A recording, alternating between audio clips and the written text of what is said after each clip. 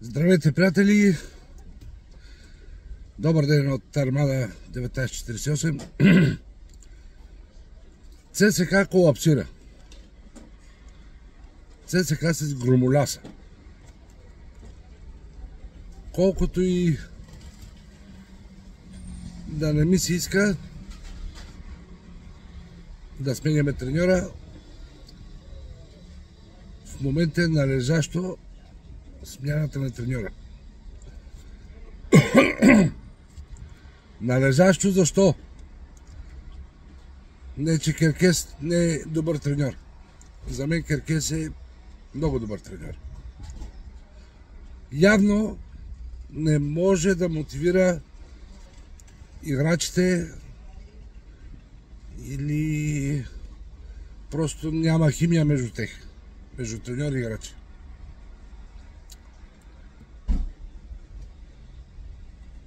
И наистина, като се замисля, последния месец, когато даваше пресконференциите, говореше видеята от тренировки, той изглеждаше унил, изглеждаше обезверен. Нямаше тази искра в очите. Явно там е проблема.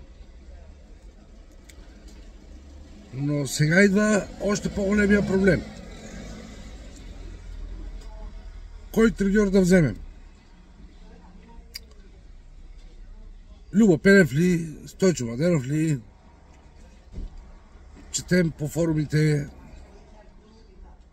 Едни са за Любо Пенев, други са за Стойчо Младенов, трети за Христо Янев. Но в момента е много сложно да се избере треньор. Моето мнение, да си го скажа, моето мнение е, че Любо Пенев и Стойчо Младенов аз не бих ги взел. Стойчо Младенов по-скоро става за някакъв управител, спортен директор или нещо от този сорт. Любо Пенев, със цялото ми уважение към Любо Пенев, голем футболист, голем човек, аз уважавам Любо Пенев. Но нещо куца хора. При Любо Пенев има нещо, което куца и то сериозно. Колко отбора смени? Във всеки един отбор той си тръгваше при най-малкия финансов проблем или защото се е разсърдил, че президентът не го подкрепя или тревата не е окосена добре. За всезнайни и незнайни неща той се разсърдва, става и се тръгва. Така че на мен Любо Пенев не ми вдъхва доверие. Плюс това Любо Пенев горе-долу 2 години стои без работа. Това също трябва нещо да ни говори. Защо стои без работа? Колко отбори смениха треньори, смениха... Никой не се сеща за Любо Пенев. Защо? Явно има нещо. Така че... не знам. Нямам представа кой трябва да бъде треньор. Но за мен Вальо Илиев не е опция. Не е опция. Феновете ревеме постоянно, че идват треньори, които не са доказани. Добре, Вальо Илиев с какво е доказан? С това, че тренира числото 5 месеца? С какво е доказан Вальо Илиев като треньор? С нищо. Следователно, няма работа да припарва като треньор на първия отбор. На втория отбор, на третия отбор, да. Там да се учи, да...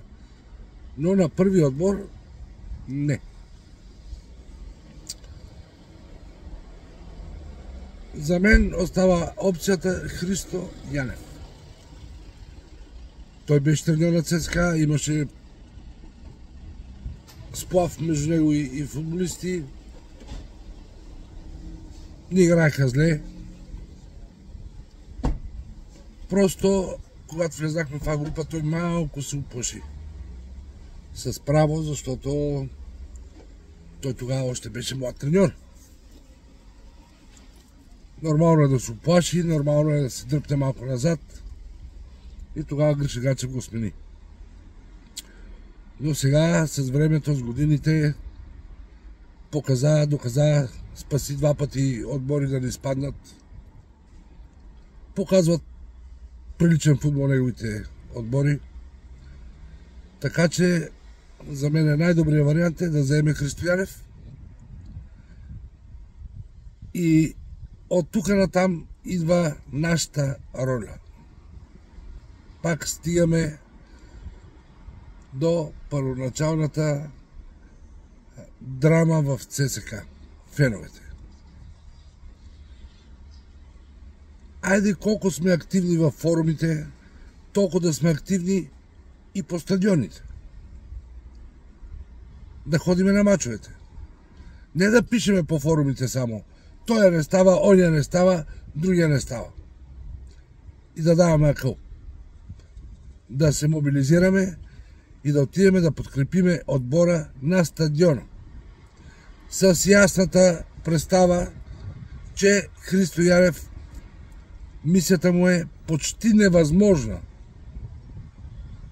Ако ние не му помогнем, мисията му е почти невъзможна. С нашата помощ, да. Ако ходиме по 7-8 до 10 хиляди на матч, подкрепяме отбора, треньора, да му скандираме името, да видят играчите, че феновете са зад треньора, да видят играчите, че феновете са зад тех, да им вдъхнем малко кураж, малко доверие, малко дори респект, ако искате. Защото когато 10 000 човека ти скандират името, си е отговорност. Както и респект. А като дойдат 300 човека или 500 човека и да ти скандират името, тогава ти е седно. Затова дайте да се мобилизираме, дано ЦСКА вземе Христо Янев и да ги оставиме тези хора да тренират и да излезнат от тая дупка. Още нищо не е свършено, хора. Разликата е 10 точки, 12 точки. Това са 3-4 мача. Ние имаме примерно с Левски 2 мача. И в плейофите 4 мача. По 3-12 точки. Ето ги 12 точки са заминали. Още нищо не е приключило. Не сме пошали купата на България. Така че все още имаме време да спасиме и сезона, да направим, не просто да го спасиме, да направим един качествен сезон. Качествен сезон. Аз винаги съм бил малко слеп оптимист. Като гледам състоянието на Лудогорец, за Левски, какво да коментирам? Левски в момента върват добре, но до кога? До първата загуба или първия равен, втория равен, 2 мача лоши подред и там ще почнат драмите, ще ги видим и те как ще излезнат от тези драми, така че нищо не се знае. Дайте хора да се организираме и да си подкрепяме отбора. И да имаме малко търпение. Строи се стадион. Реконструира се Панчарево. Стадионът ще ни стане невероятен. Почна и базата за юношите и децата. Чакат им много хубави години, много хубави времена. Дайте да си подготвим отбора, да го стабилизираме. Имаме още 2-3 прозореца трансферни. Можем да добавим качество. както виждам, нашия президент не пести средства. И ако ние ходиме по 7-8 до 10 хиляди човека на матч, още повече средства ще се отпуснат, сигурен съм. За трансфери, за каквото и да било. Така че каквото било, било. До тук. Ето, Керкес се маха, идва нов треньор. Дайте да не сме толкова професори, дайте да си гледаме отбора и да не лежиме на стари лаври. Какъв бил ЦСК? Бил е. Едно време. Да видим какъв е сега ЦСК. Къде е ЦСК? Да почнем от а не от О. Нали? Азбуката винаги се почва от първата буква. От А. Какви сме били на времето? Колко силни сме били? Били сме. Важното е настоящето. Да намалиме малко очакванията,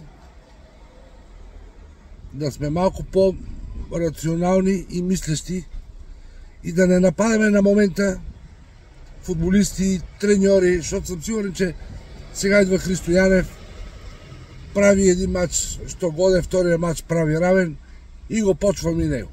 За нищо не става. Спрете се малко, хора. Спрете се. Дайте да помислиме рационално и с главите. Сега, мое мнение е, че имаме достатъчно добри футболисти. Имаме и Жордао, Кевин Додай, и Пастор, Делова най-вероятно остава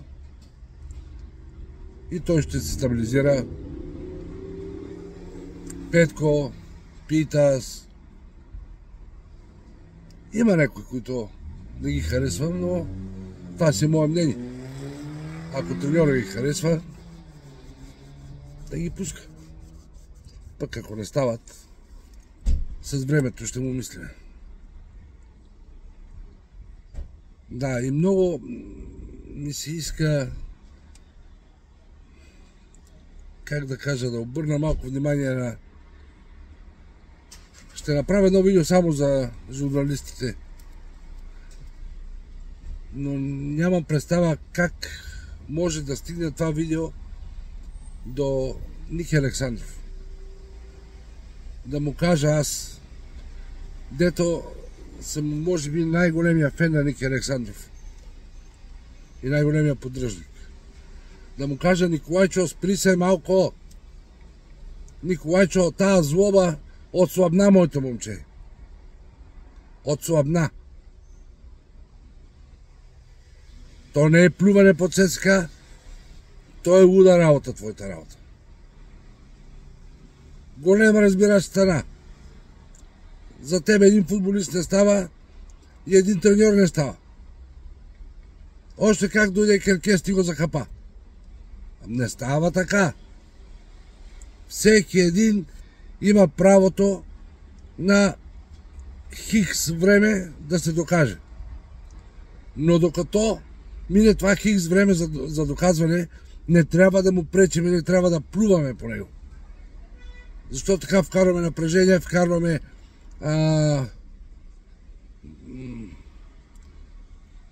ако щеш и объркване в самия треньор, футболист и къвто и да е там.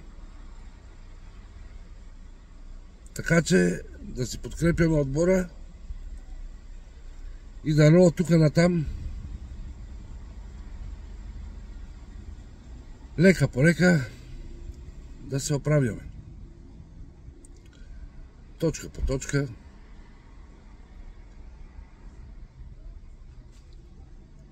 И да се изкачваме нагоре по таблицата. Така, оставям ви и пак помислете си, апелирам към пълна мобилизация на феновете. полна мобилизација. Пак Сабјекот покажа. Ајде лек ден од мен и Господ здраве да ви дава.